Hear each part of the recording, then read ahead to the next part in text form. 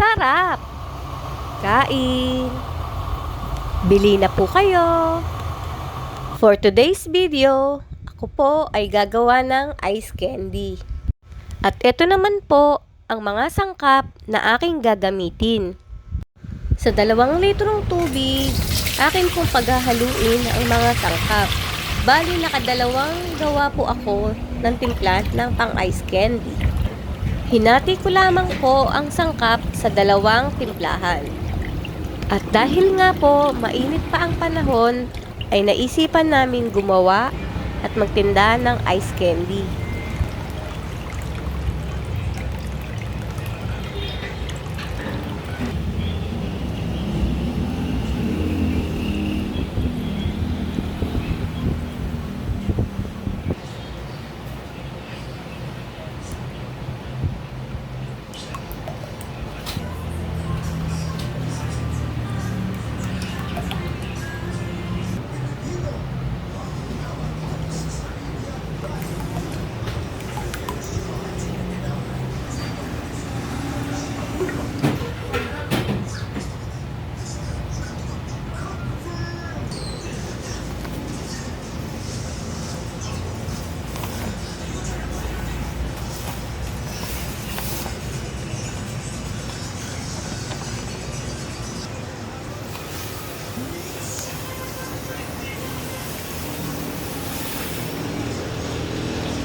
At pagkatapos ko pong pagsamasamahin ng mga sangkap, ito po ay aking hahaluin hanggang sa matunaw ang asukal at ang Milo powder.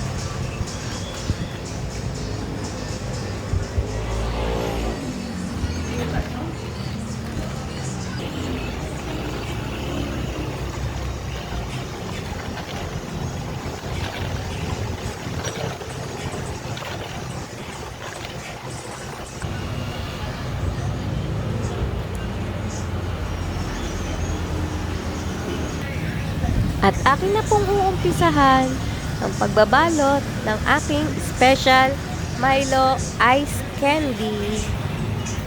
Mahaba pong proseso, pero sulit at tiyak na masarap ang lasa.